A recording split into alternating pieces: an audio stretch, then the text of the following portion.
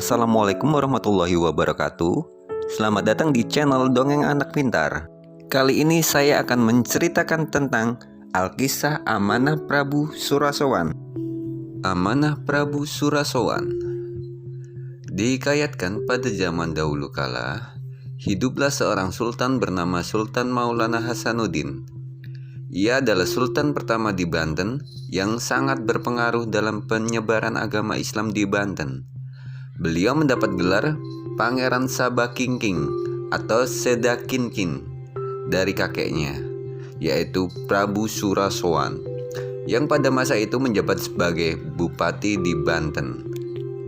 Sultan Maulana Hasanuddin sendiri adalah putra kedua dari Syekh Syarif Hidayatullah, putra Pangeran Cakrabuana atau yang lebih dikenal dengan Sunan Gunung Jati, yang merupakan salah satu dari 9 wali atau Wali Songo, dan ibunya yang bernama Nyi Kawunganten, putri dari Prabu Surasowan.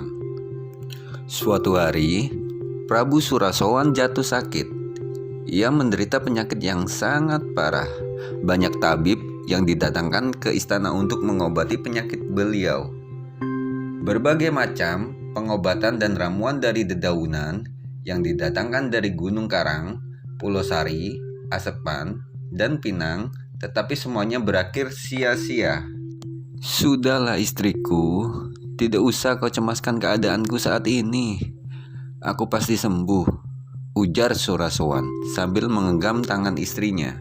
Bukan begitu Paduka, aku sudah berupaya mendatangkan tabib-tabib ternama dari seluruh Banten untuk mengobatimu. Namun, kau tetap saja terbaring di tempat tidur ini. Maafkan aku Paduka, ucap istri Prabu Surasowan. Sebelum menghembuskan nafas terakhirnya, Prabu Surasowan berpesan kepada istrinya, "Wahai istriku, tolong jaga anak-anak. Terus pegang teguh dan lestarikan Sunda Wiwitan sebagai pedoman hidup rakyat dan anak cucu kita." Ia berkata sambil tersenyum dan akhirnya meninggal. Aku akan berupaya semampuku untuk menurunkan kepercayaan Sunda Wiwitan sebagai pedoman hidup anak cucu kita dan juga rakyat di Banten, jawab sang istri dengan perlahan, menahan rasa sedih karena kepergian suami yang amat dicintainya itu. Meskipun sang istri tahu bahwa suaminya tak sempat mendengarkan janjinya, ia sungguh-sungguh memegang teguh ajaran Sunda Wiwitan dan akan terus menjaganya hingga akhir hayat. Ketika Prabu Surasowan wafat, pemerintahan Banten diwariskan kepada putranya, Arya Surajaya atau yang lebih dikenal dengan Prabu Pucuk Umun. Pusat pemerintahannya meliputi Banten Girang atau Banten Hulu di bawah kerajaan Pajajaran yang masih menganut agama Sunda Wiwitan. "Anakku, Arya Surajaya," Baginda Ratu memanggil anaknya. "Ada apa ibundaku? Aku di sini siap mendengarkan titahmu." Arya Surajaya memenuhi panggilan ibunya dengan segera. "Ibu ingin menyampaikan pesan dari mendiang ayahmu sebelum beliau wafat," Baginda Ratu berkata dengan lemah lembut sambil membelai rambut anaknya. "Apakah kiranya pesan dari ayahandaku, ibunda?" tanya Arya Surajaya kepada ibundanya. "Sebelum meninggal, ayahmu berpesan agar kita terus memegang teguh ajaran Sunda Wiwitan yang sudah kita yakinin secara turun-temurun, baik kepada anak cucumu maupun kepada seluruh rakyat dan pengikutmu," Baginda Ratu berujar sambil menahan isak tangisnya karena mengingat suaminya yang telah meninggal. "Baiklah ibu, kau sebagai saksinya.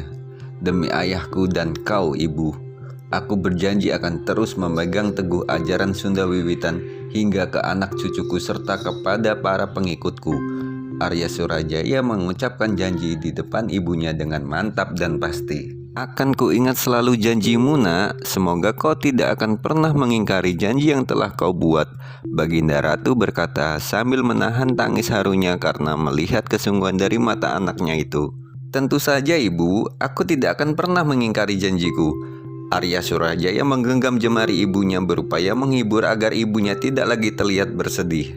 "Oh ya anakku, karena kau sekarang sudah menjadi pemimpin pemerintahan Banten, sekarang kau berhak menggunakan nama Prabu Pucuk Umun." "Baik bu," Mulai dari sekarang, aku adalah Prabu Pucuk Umun, dan aku memimpin pemerintahan ini sesuai dengan amanat dari ayahandaku, Prabu Surasowan. Arya Surajaya mengucapkan kalimatnya itu dengan penuh percaya diri dan senyum di bibirnya. Pada masa Pucuk Umun, Syarif Hidayatullah, bapak dari Maulana Hasanuddin, harus ke Cirebon menggantikan Pangeran Cakrabuana yang wafat sebagai Bupati Cirebon. Sementara itu, Pangeran Hasanuddin sendiri sudah menjadi guru agama Islam di Banten. Bahkan, Hasanuddin lebih dikenal sebagai guru agama yang memiliki banyak santri di wilayah Banten, sehingga beliau mendapatkan gelar Syekh Hasanuddin. Sekian, terima kasih. Tunggu cerita dongeng selanjutnya di channel Dongeng Anak Pintar. Dengan saya Richness, wassalamualaikum warahmatullahi wabarakatuh.